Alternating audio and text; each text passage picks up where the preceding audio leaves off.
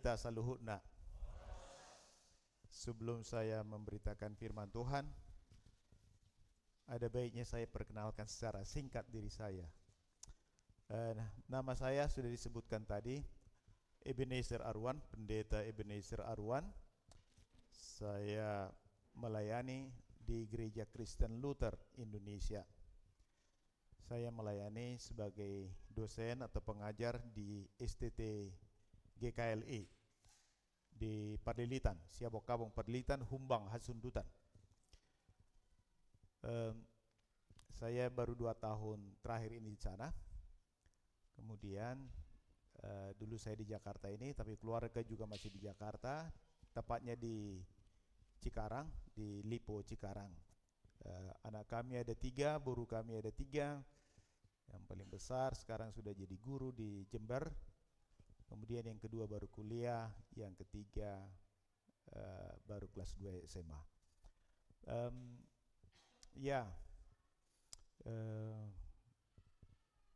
Puji nama Tuhan, saya bisa hadir di tempat ini untuk boleh mengambil bagian dalam pelayanan bersama dalam pemberitaan firman Tuhan. Sedikit cerita bahwa GKLI itu setahun lebih muda dari GKPI. Jadi GKPI tahun 64 berdiri, tahun 65 GKLI. Pengurus kami yang pertama adalah Domine Jethro Sinaga, dan beliau adalah teman dari bisop pertama dan sekjen pertama dari GKPI. Dalam cerita yang saya dengar dari pengurus kami dulu, bahwa beliau bertiga berangkat sama-sama naik kapal. 2 orang ke Amerika, 1 orang ke Jerman. Jadi mereka bersahabat. Setelah pulang dari sana, mereka masih melayani di gereja induk kita dulu. Tapi kemudian di tahun kemudian berdirilah gereja kita ini GKPI, dan kemudian GKLI berdiri juga sendiri. Jadi sebenarnya dalam tanda petik sepertinya kakek kita itu sama begitu ya. Sama-sama senior di gereja induk kita yang lama. Bapak Ibu, saudara-saudara yang dikasihi dalam Tuhan, barangkali itu dulu perkenalan singkat. Nanti kita bisa berbincang-bincang lebih jauh. Dan sedikit informasi bahwa ada cukup banyak dulu yang sekolah di STT Cipanas. Dulu saya mengajar di sana selama 20 tahun, tahun 96 sampai 2016. Dan ada beberapa pendeta GKPI yang adalah alumni dari Cipanas. Antara lain mungkin adalah satu di Bali, Pendeta Hermalela Simorangkir, juga Pendeta Jefron Lumbambatu dulu juga yang saya kenal, dan juga beberapa pendeta muda yang baru ditahbis itu adalah murid-murid kami dulu di STT Cipanas sebelum saya mengajar kembali di STT GKLI. Jadi bukan yang asing bagi saya GKPI ini. Dan tadi juga saya ada mendengar disebutkan Pak Tigor Tambunan ya, saya baru tahu sih. Itu hula-hula saya ya, Tambunan. Iya, Inang Boristorus. Iya, oh iya ada di sini. Saya terkejut juga mendengarnya tadi. Ya, puji Tuhan, terima kasih. Baiklah, marilah kita membuka Alkitab kita, membaca firman Tuhan dari Markus pasal 7. Markus pasal 7 ayat 24 hingga ayat 37. Demikian firman Tuhan. Lalu Yesus berangkat dari situ dan pergi ke daerah Tirus. Ia masuk ke sebuah rumah dan tidak mau bahwa ada orang yang mengetahuinya. Tetapi kedatangannya tidak dapat dirahasiakan. Malah seorang ibu yang anaknya perempuan kerasukan roh jahat segera mendengar tentang dia, lalu datang dan tersungkur di depan kakinya. Perempuan itu seorang Yunani bangsa Siro-Fenesia. Ia memohon kepada Yesus untuk mengusir setan itu dari anaknya. Lalu Yesus berkata kepadanya, "Biarlah anak-anak kenyang dahulu, sebab tidak patut mengambil roti yang disediakan bagi anak-anak dan melemparkannya kepada anjing. Tetapi perempuan itu menjawab, "Benar Tuhan, tetapi anjing yang di bawah meja juga makan remah-remah yang dijatuhkan anak-anak." Maka kata Yesus kepada perempuan itu, "Karena kata-katamu itu, pergilah sekarang, sebab setan itu sudah keluar dari anakmu." Perempuan itu pulang ke rumahnya, lalu didapatinya anak itu berbaring di tempat tidur, sedang setan itu sudah keluar.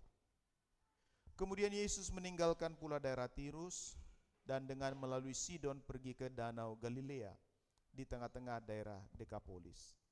Di situ orang membawa kepadanya seorang yang tuli dan yang gagap dan memohon kepadanya supaya ia meletakkan tangannya atas orang itu.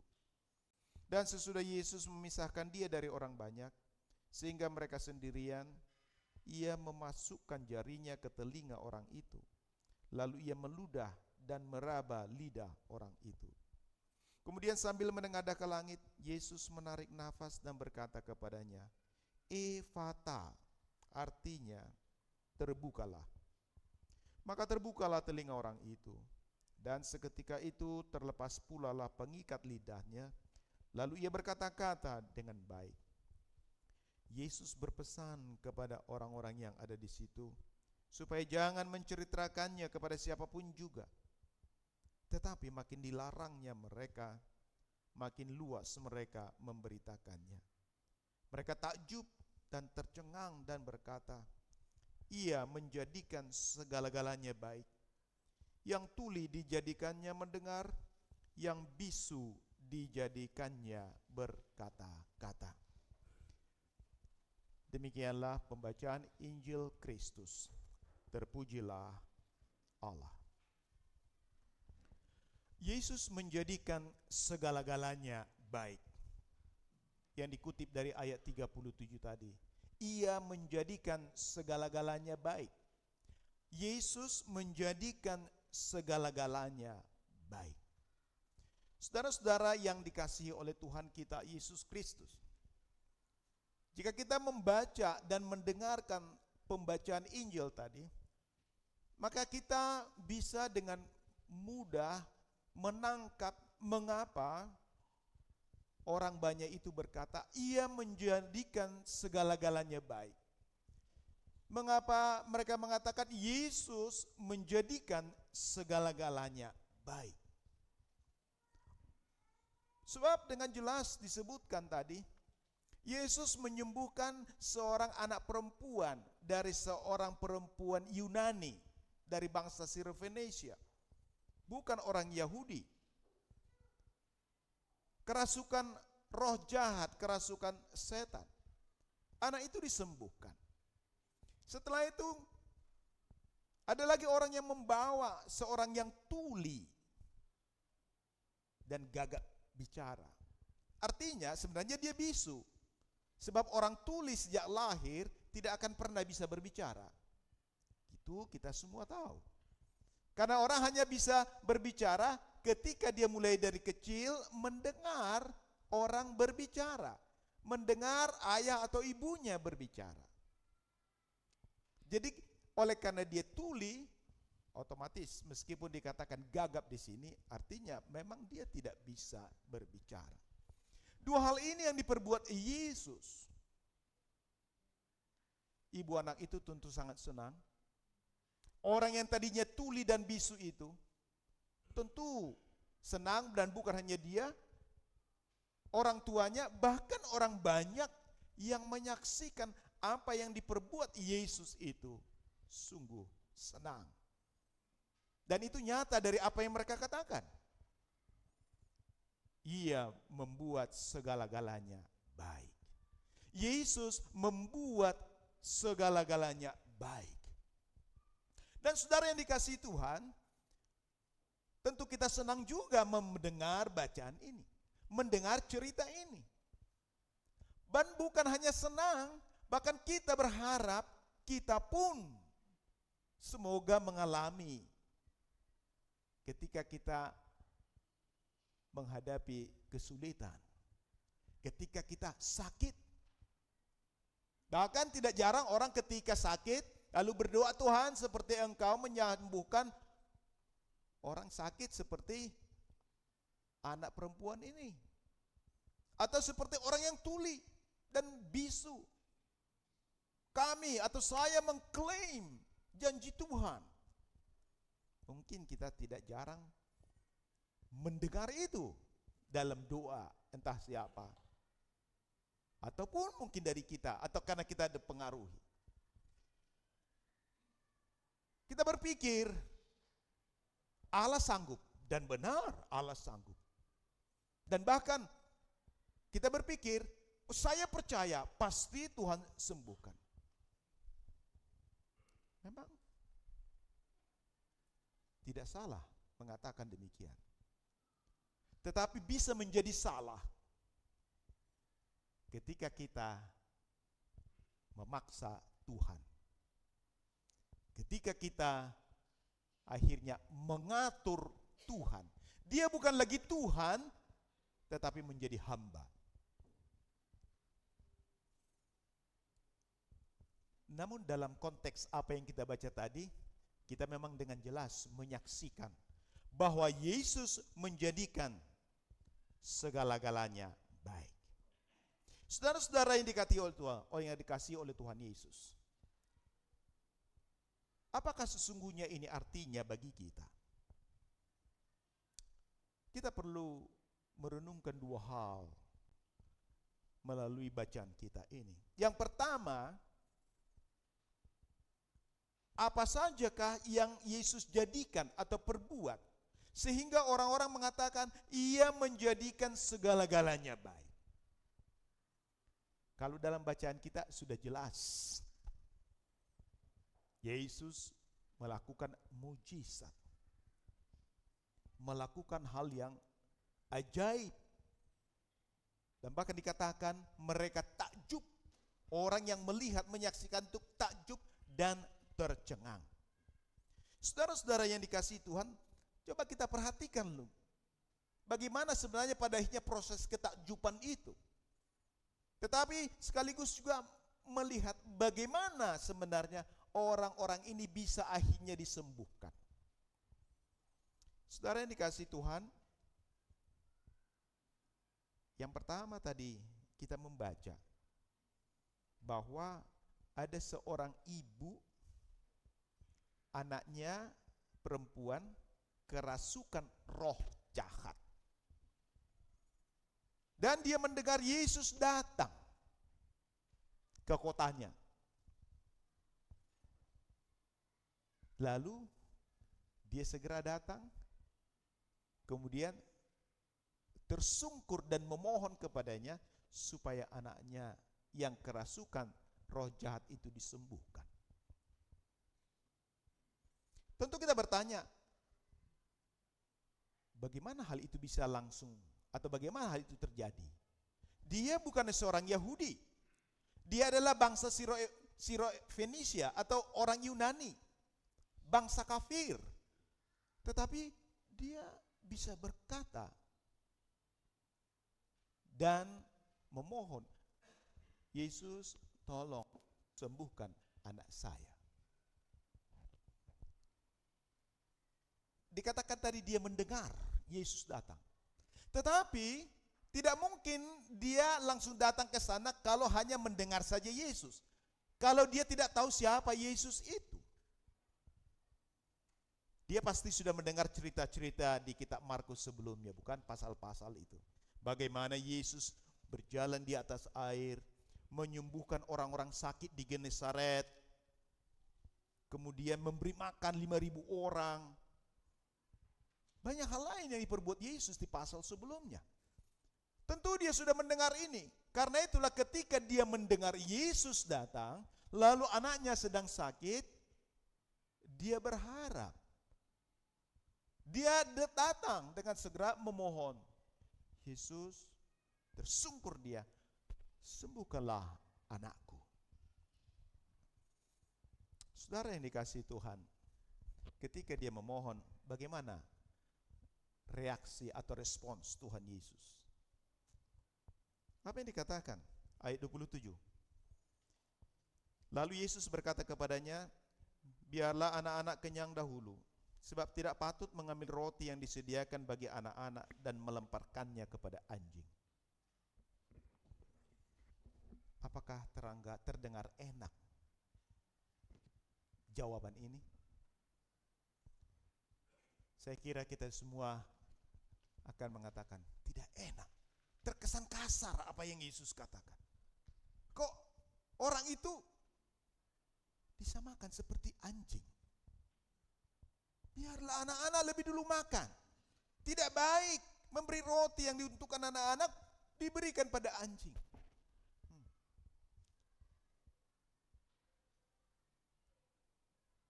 Kita yang hanya membaca saja pasti perasaan tidak enak. Kok Yesus ini bicaranya tidak sopan, kasar. Tetapi bagaimana reaksi perempuan setelah mendengar itu? Apakah dia marah? Apakah dia tersinggung? Ayat 28, tetapi perempuan itu menjawab, benar Tuhan.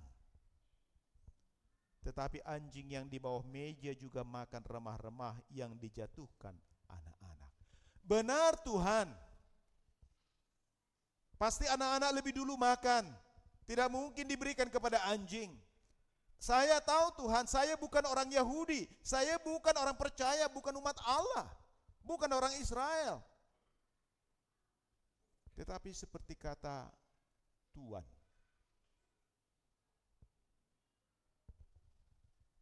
anjing juga berharap remah-remah jatuh dari meja anak-anak itu.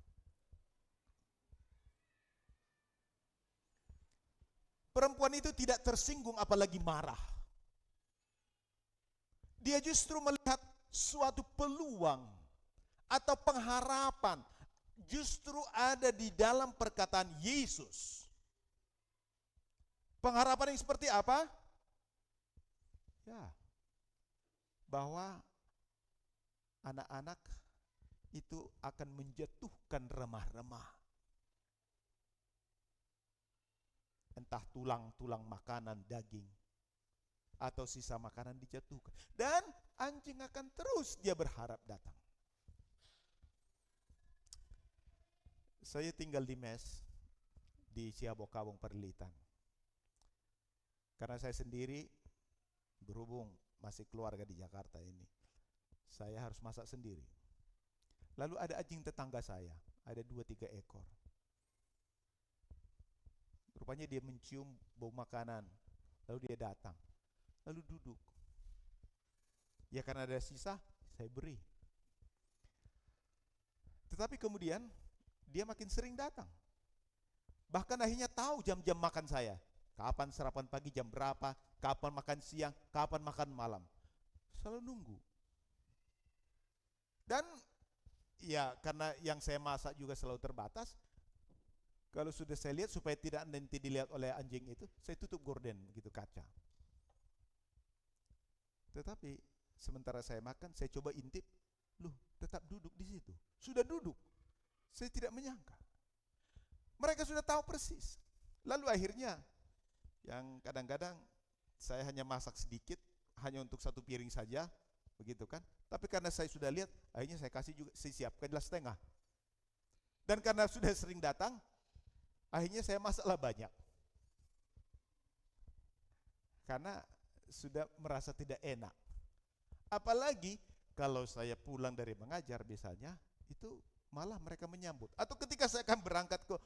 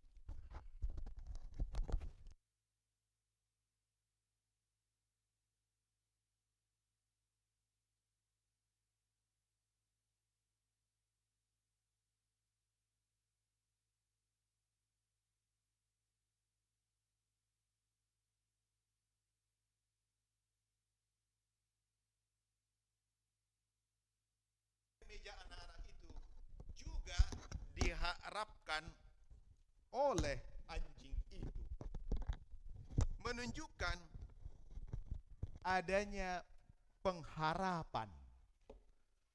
Adanya pengharapan perempuan itu bahwa Yesus akan melakukan sesuatu kepadanya. Dan perhatikanlah, ketika perempuan itu sudah mengatakan, benar Tuhan, tetapi anjing yang di bawah meja itu juga makan remah-remah dia yang dijatuhkan anak-anak. Apa reaksi Tuhan Yesus? Maka kata Yesus kepada perempuan itu, karena kata-katamu itu, pergilah sekarang, sebab setan itu sudah keluar dari anakmu. Karena kata-katamu, kalau dalam bahasa aslinya itu bisa akan begini, karena perkataan ini, memang itu yang keluar dari mulut perempuan itu. Artinya, karena perkataan ini, perkataan yang mana? Perkataan yang mengatakan, anjing mengharapkan remah-remah yang dijatuhkan anak-anak.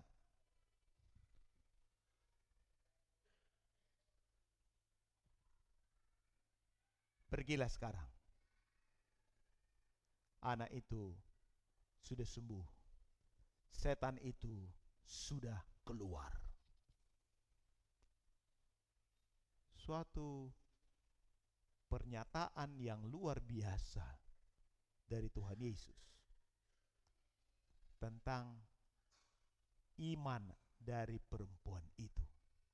Padahal dia bukan orang Ibrani, bukan orang Israel, bukan pengikut agama Yahudi. Dia adalah seorang Yunani dari bangsa Siro-Fenisia, orang kafir. Tetapi karena dia mendengar apa yang diperbuat Yesus sebelum-sebelumnya, dan mendengar Yesus datang, firman itu didengar, timbul iman dan pengharapan.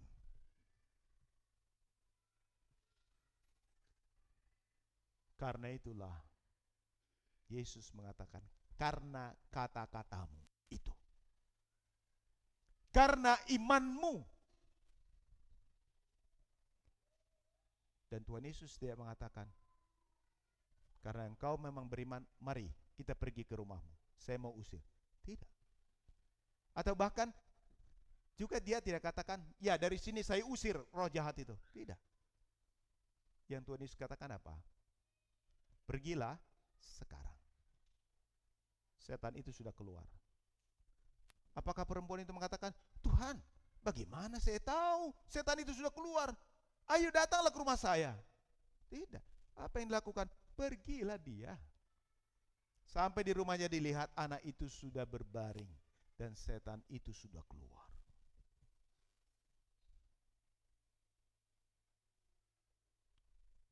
Perkataan Yesus, firman Allah adalah ya dan amin.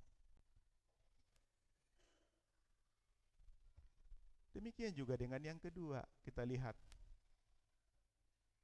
orang yang tuli dan gagap.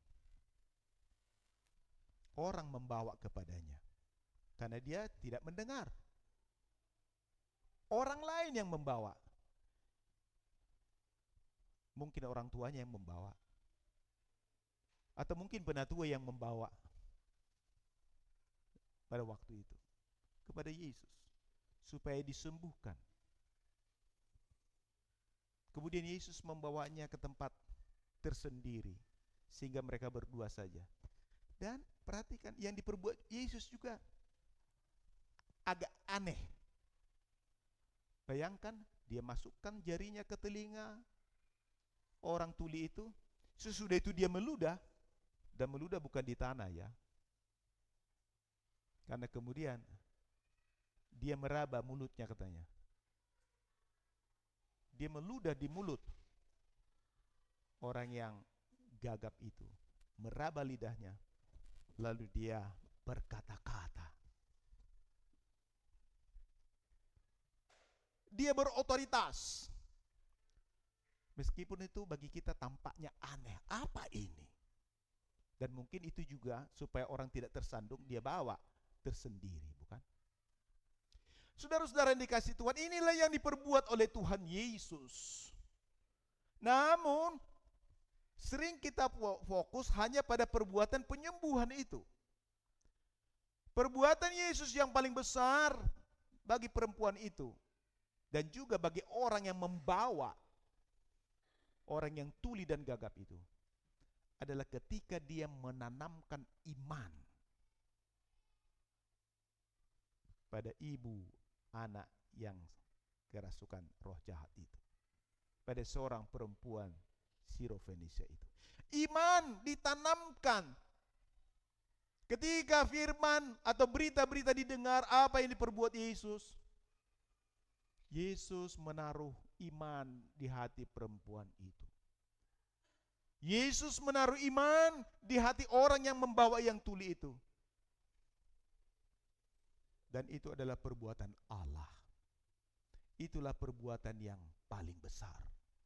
Bukan kesembuhan itu. Kesembuhan itu hanya tambahan saja yang dapat dilihat oleh mata kita dan yang dapat dirasakan. Saudara yang dikasihi Tuhan, kita juga telah mengalami perbuatan-perbuatan yang ajaib dari Allah. Bapak Ibu saudara-saudara bisa datang ke gereja ini adalah karena Allah menanamkan iman padamu. Allah menanamkan iman pada orang tua kita sehingga kita dibawa dibaptis untuk menerima baptisan di dalam nama Bapa, Anak, dan Roh Kudus. Tuhan Yesus mengatakan siapa yang percaya dan dibaptis akan diselamatkan. Markus 16 ayat 16. Karena itulah gereja kita meyakini baptisan itu menyelamatkan, memberi pengampunan dosa, dan itu perkataan Kristus. Tapi tidak jarang kita mendengar, bukan? Dari pihak lain. Bagaimana air itu bisa menyelamatkan? Bagaimana seorang anak yang belum bisa berkata-kata oleh baptisan itu diselamatkan? Orang itu diampuni dosanya. Karena itu bilang baptisanmu tidak sah. Kamu harus baptis lagi. Tetapi yang mengatakan ini Tuhan Yesus. Bukan orang lain. Bukan pendeta Arwan, bukan pendeta yang lain. Perkataan Tuhan. Dan juga melalui rasulnya, Rasul Petrus dalam Kisah Rasul 2 ayat 38. Ketika orang Yahudi bertanya, apakah yang harus kami lakukan saudara-saudara? Ketika mereka menyesali bahwa mereka telah menyalibkan Tuhan. Rasul Petrus katakan, bertobatlah. Berilah dirimu dibaptis dalam nama Yesus untuk keampunan dosamu. Maka kamu akan menerima karunia Roh Kudus. Itu firman Allah. Jadi kita semua yang telah dibaptis dalam nama Allah Tritunggal itu, kita telah diampuni dosa kita. Lalu kita dijadikan anak Allah. Nanti Bapak Ibu bisa membacanya di dalam Galatia pasal 3 ayat 26 dan 27. Oleh baptisan itu kita dijadikan anak Allah. Kristus yang telah memikul dosa kita di kayu salib. Kita yang najis, kita yang kotor, diselamatkan oleh darahnya yang tercurah di kayu salib. Kita yang seharusnya mati, dan memang kita sudah mati meskipun masih hidup secara fisik. Mati di hadapan Allah. Seperti Adam dan Hawa. Ketika mereka memberontak, ketika mereka memakan buah yang dilarang itu. Mereka mendengar Allah berjalan di hari yang sejuk. Adam dan Hawa ketakutan dan karena itu mereka bersembunyi. Kalau sebelumnya mereka bisa bersekutu dengan akrab, tetapi oleh karena sudah melanggar firman Allah, hubungan terputus. ketakutan yang menguasai mereka. Itulah artinya mati di hadapan Allah. Kita mati. Dan untuk menghidupkan kita, maka Allah harus datang kembali di dalam Kristus. Allah pribadi yang kedua, Allah Tritunggal. Dia datang menjadi manusia, yaitu Yesus Kristus. Dia adalah Allah dan manusia. Tadi kita mengucapkan pengakuan iman rasuli. Aku percaya kepada Yesus Kristus, anak Allah yang tunggal Tuhan kita, dan seterusnya. Apa artinya? Martin Luther menjelaskan di dalam Katekismus. Aku percaya bahwa Yesus Kristus, Allah sejati, diperanakkan dari kekekalan, dan juga manusia sejati, dilahirkan dari anak darah Maria, adalah Tuhanku.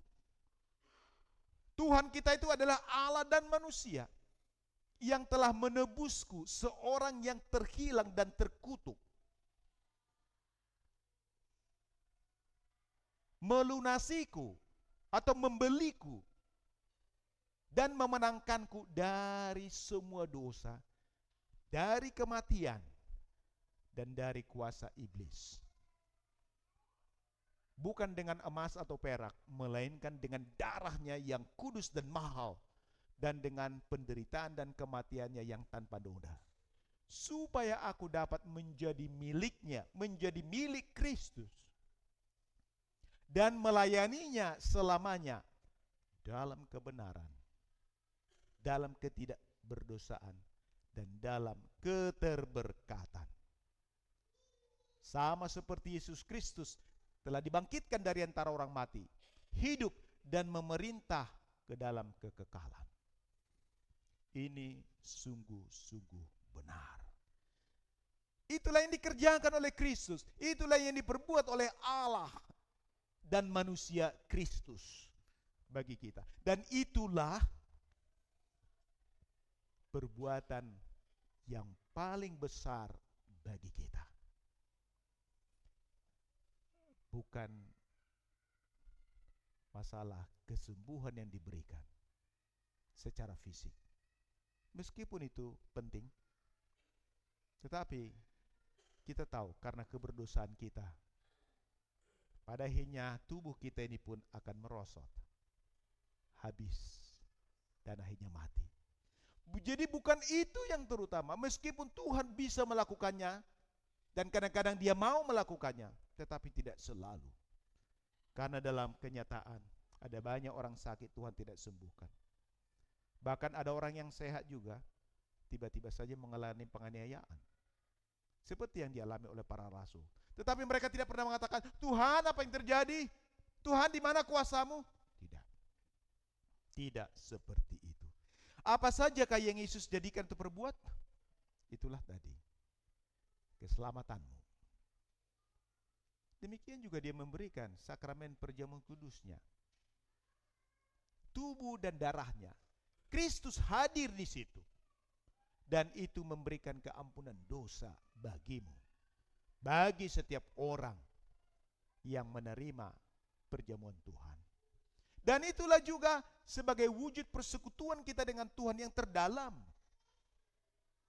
Persekutuan yang terdalam bukan karena kita khusyuk berdoa berjam-jam di gereja atau di rumah, bukan. Persekutuan yang terdalam dengan Tuhan adalah ketika kita menerima tubuh dan darahnya, menyatu dengan kita, menyucikan kita.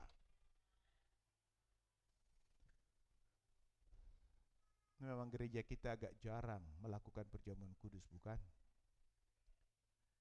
Memang ada masalah keterbatasan, tetapi seharusnya, apalagi sebagai gereja Lutheran, GKP itu adalah gereja Lutheran, mengaku Lutheran, mestinya kita semakin sering menerima tubuh dan darah Tuhan. Dan itu dikatakan Luther di dalam Katekismus besar. Dan orang yang tidak mau menerima itu, maka dipertanyakan apakah dia masih Kristen atau tidak. Tetapi yang terutama adalah bahwa itulah persekutuan kita yang terdalam. Menerima firman-Nya adalah satu persekutuan yang dalam juga. Tetapi yang terdalam adalah dengan menerima tubuh dan darahnya. Kita mempercayai firman Tuhan Yesus yang berkata, ini tubuhku, ini darahku yang diberikan bagimu untuk kampunan dosamu. Perbuatlah ini setiap kali kamu melakukannya, sebagai peringatan akan daku. Saudara-saudara yang dikasihi Tuhan, itu yang pertama, apa saja yang diperbuat Yesus. Yang kedua, mengapa dikatakan bahwa segala-galanya Yesus jadikan baik? Dijadikan baik. Ya, kalau dalam konteks bacaan kita tadi jelas, orang mengatakan itu oleh karena mereka melihat mujizat yang luar biasa secara fisik. Bagaimana? Dari jauh dia tidak mengatakan, pergilah roh jahat, tidak. Hanya mengatakan kepada perempuan itu, karena kata-katamu ini, pergilah sekarang. Setan itu sudah pergi. Tidak ada orang yang pernah bisa berbuat seperti itu.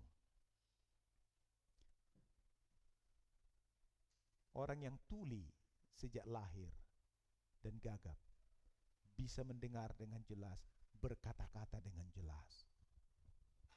Karena itulah orang-orang banyak tadi yang ada di situ berkata, ia membuat segala-galanya baik. Tetapi bagi kita apa? Saudara yang dikasihi Tuhan, kalau kita membaca ayat-ayat sebelumnya, Markus 7 ayat 1 sampai 23, di sana dijelaskan tentang orang-orang Farisi dan ahli Taurat yang mencoba mengecam murid-murid Yesus yang makan tanpa membasuh tangan. Dan mereka komplain kepada Yesus, Guru, kenapa murid-muridmu makan dengan tangan yang najis? Artinya mereka tidak membasuh lebih dulu. Mungkin pikiran kita tidak membasuh, ya masalah sanitasi, masalah kebersihan. Bukan. Ini masalah ritus, masalah ritual. Jadi bukan hanya air yang digunakan, tetapi ada juga ritus agamanya.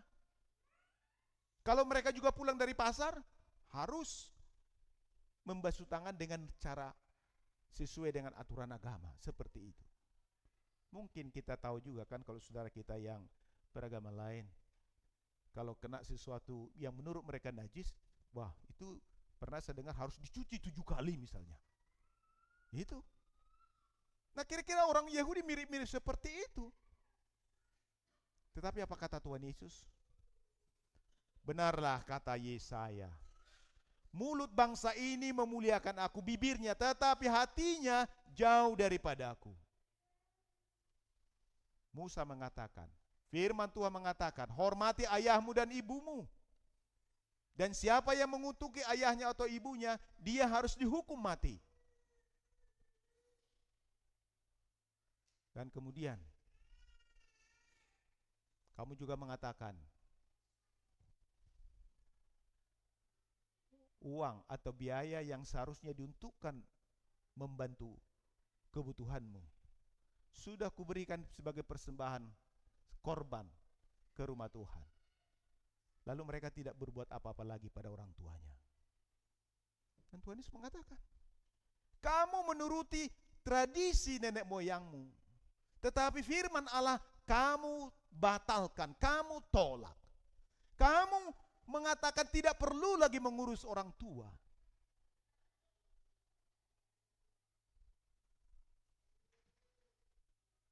Martin Luther menjelaskan firman, hormatilah ayahmu dan ibumu.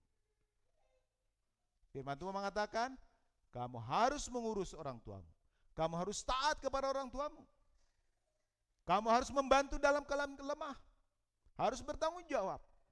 Apalagi sudah tidak berdaya. Oh mungkin kamu mengatakan, orang tua saya jahat, tidak peduli kepada saya dipukuli, tidak dikasih cukup biaya. Untuk apa menghormati? Apa yang dikatakan firman? Hormati ayahmu dan ibumu. Titik. Tidak dikatakan kalau dia baik, kalau dia mengurusmu. Artinya sekalipun dia jahat, berbuat jahat kepadamu, tetap firman Tuhan berlaku, hormati. Apalagi kalau orang tua yang baik, bukan? Sayang kita orang Batak seringkali menghormati orang tuanya setelah mati. Tapi waktu hidupnya dibiarkan. Kalau sudah tidak berdaya, membawa ke rumahnya pun tidak mau lagi. Repot.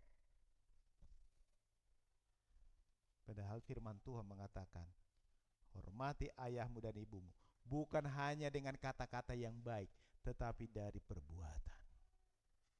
Itu firman Allah.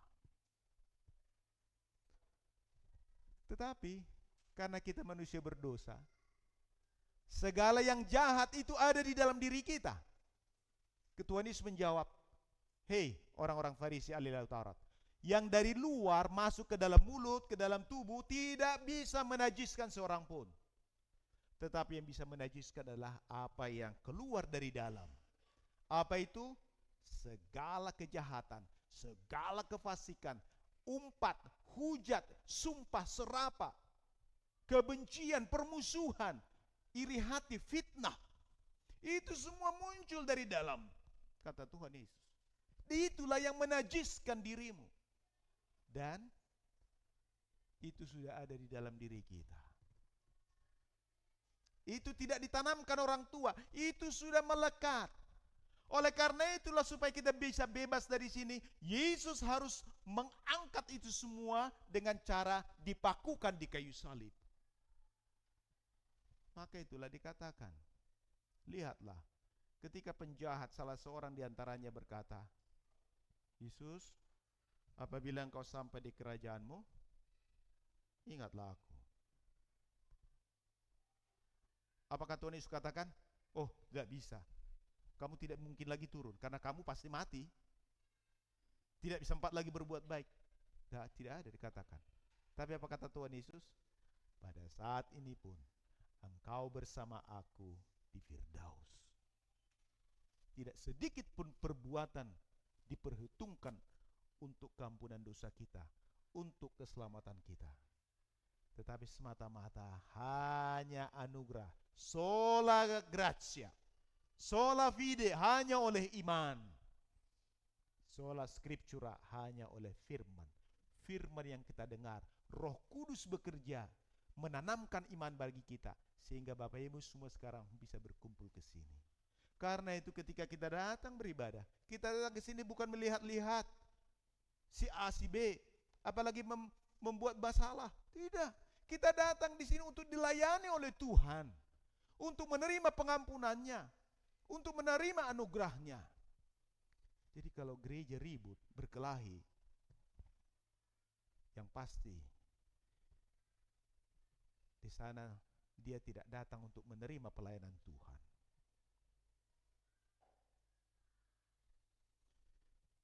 Dan supaya segala-galanya menjadi baik,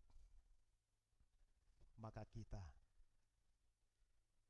setelah kita menerima anugerahnya, baptisannya, maka kita, Luther mengatakan kita harus hidup di dalam baptisannya. Menunjukkan apakah baptisan itu? Dalam katekismus Luther mengatakan, baptisan menunjukkan bahwa Adam yang lama, manusia lama, tiap-tiap hari dengan penyesalan dan pertobatan harus ditenggelamkan dan mati bersama semua dosa dan keinginan jahat. Dan bahwa tiap-tiap hari manusia baru harus muncul untuk hidup di hadapan Allah dalam kebenaran dan kemurnian. Artinya, tiap-tiap hari kita mati terhadap dosa. Mungkin tadi di rumah sebelum kita datang ke sini ada konflik dengan suami atau istri, atau ada yang pada akhirnya tidak mau lagi, tidak jadi ke gereja. Akhirnya kita mengatakan, saya tidak layak lagi ke gereja. Tadi sudah ribut, sudah berkata kasar pada istri, pada suami, atau kepada orang tua, atau kepada anak-anak. Ada, tidak berkenan. Justru karena itu, kalau Roh Kudus mengingatkanmu, justru datang. Kalau engkau salah, tahu salah, bahwa itu salah, justru datang, mengaku dosamu, Tuhan ampuni. Meskipun ada orang mengatakan, percuma tadi di rumah saya dengar tadi ribut-ribut, berkata kasar, ini semua nama-nama binatang keluar. Kok di gereja kelihatan seperti alim sekali, baik sekali. Bukan itu. Datang ke gereja, meskipun tadi ada konflik, untuk menerima pengampunannya, untuk mengaku dosamu. Tadi kita mengaku dosa, bukan? Ada berita anugerah, ada pengampunan.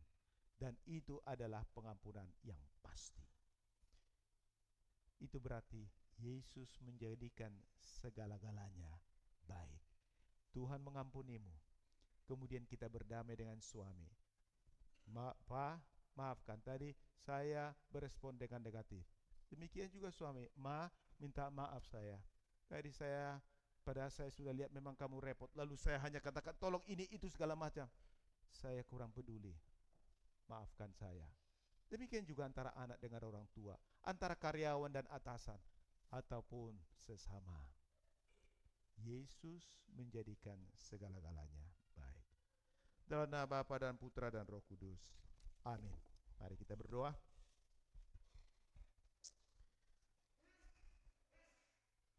Ya Tuhan Allah Bapa Surgawi, Bapa di dalam Kristus Yesus Tuhan kami yang hidup. Kami sungguh bersyukur kepadamu Tuhan, oleh karena Engkau menjadikan segala-galanya baik. Terima kasih Bapa oleh karena Engkau menjadikan kami anak-anak-Mu. Kami datang ke hadapan-Mu tiap hari, tiap minggu, menerima anugerah-Mu, menerima pengampunan-Mu. Tuntun kami terus Tuhan untuk selalu mau menerimanya, untuk selalu mau mengaku dosa kami, dan untuk selalu mati terhadap dosa kami, dan diciptakan baru tiap-tiap hari di hadapan-Mu. Berkati semua jemaat-Mu di tempat ini Tuhan, agar mereka senantiasa hidup dalam penyerahan kepada Tuhan, agar senantiasa menyadari akan keberdosaannya, yang membutuhkan anugerah Allah, tetapi juga yang berkenan, yang mau memberikan pengampunan bagi orang yang melakukan kesalahan, agar jemaat Tuhan semakin bertumbuh dan kuat secara rohani. Bapa di surga, inilah permohonan kami kepadamu. Buatlah iman kami seperti iman dari seorang perempuan Sirofenesia itu, yang selalu menaruh harap kepada belas kasihan Tuhan. Bapa Surgawi, kami juga berdoa pada saat ini Tuhan, untuk saudara-saudara kami yang merayakan ulang tahun pernikahan di bulan ini. Kami mengucap syukur Tuhan untuk keluarga Bapak Samosir dan Buru Barbun, keluarga Bapak Nainggolan dan Buru Manurung. Di bulan ini Tuhan, mereka merayakan sukacita atas ulang tahun pernikahan. Berkatilah mereka selalu dalam kehidupan rumah tangga mereka. Buatlah mereka menjadi rumah tangga yang selalu Tuhan berharap kepada Tuhan, seperti perempuan Sirofenesia yang beriman. Kami juga Tuhan berdoa serta mengucap syukur untuk ulang tahun kelahiran dari beberapa saudara kami, anak-anak-Mu, anak Marsha Utagalung, anak Cedric Tinambunan, saudara Rickson Sitorus. Mereka berulang tahun di bulan ini. Berkatilah mereka ya Bapa. Kami bersyukur atas pemeliharaan-Mu hingga saat ini bagi mereka. Tuntun pelihara mereka, pertumbuhan secara fisik, pertumbuhan secara rohani, dan berkati mereka semua, demikian keluarga dan orang tua mereka. Inilah permohonan kami Tuhan, dengarlah. Semua jemaat-Mu Tuhan, berkati dalam kehidupan rumah tangga masing-masing, berkati dalam pekerjaan, berkati anak-anak dalam pendidikan mereka, berkati Tuhan yang sedang mencari pekerjaan maupun yang sudah bekerja. Hanya ke dalam tangan-Mu kami serahkan mereka.